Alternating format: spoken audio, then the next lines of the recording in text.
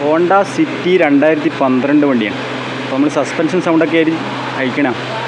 Working സമയത്ത് വേണ്ട ഷോക്കിൻ്റെ മൗണ്ടിൻ്റെ മേലെ വരുന്ന ബുഷ് ഉണ്ട്. ഷോക്കിൻ്റെ ഈ ബുഷൊക്കെ ഇതിൻ്റെ നെട്ടൊക്കെ ഫുള്ള് ദ്രവിച്ച് പണ്ടാരടങ്ങിയിട്ടുണ്ട് കേട്ടോ.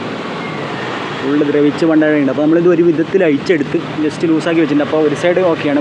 ലെഫ്റ്റ് സൈഡ് അയക്കാൻ നോക്കിയിട്ട് തീരെ കിട്ടുന്നില്ല. ഫുള്ള് കട്ട് ചെയ്യേണ്ടി വരുന്നത്. അതിൻ്റെ റീറ്റൈനർ ഇത് വരുന്ന മേലത്തെ റീറ്റൈനർ കട്ട് ചെയ്തിട്ട് എടുക്കണം കേട്ടോ.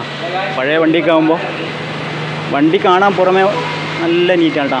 പുറമേ നീറ്റാണ്, അതുപോലെ തന്നെ ഉള്ളിലൊക്കെ നല്ല നീറ്റ് ആൻഡ് ക്ലീൻ വണ്ടിയാണ്. പക്ഷേ ഇതുപോലുള്ള പണി മെക്കാനിക്ക് നമുക്കാണ് പണി കിട്ടുക. ഇതുപോലെ എന്തെങ്കിലും അയക്കാൻ സസ്പെൻഷൻ സൗണ്ട് എന്നൊക്കെ പറഞ്ഞിട്ട് നമ്മുടെ സമയത്ത് ഇതൊക്കെ ദ്രവിച്ച് പണ്ടാരടിക്കുന്നു. വേണ്ട ഇതൊക്കെയാണ് അവസ്ഥ. ഇങ്ങനെയൊക്കെ അയച്ചിട്ട് വേണം ഷോക്കൊക്കെ അയച്ചെടുക്കേണ്ട അവസ്ഥ. ചില വണ്ടികൾക്ക് ഇങ്ങനെ പണി കിട്ടാറുണ്ട് കേട്ടോ. അപ്പോൾ ഷോക്ക് ഇങ്ങനെ അയച്ച് ഇനി അതിൻ്റെ നട്ടൊക്കെ അയച്ചെടുക്കണം സെപ്പറേറ്റ്.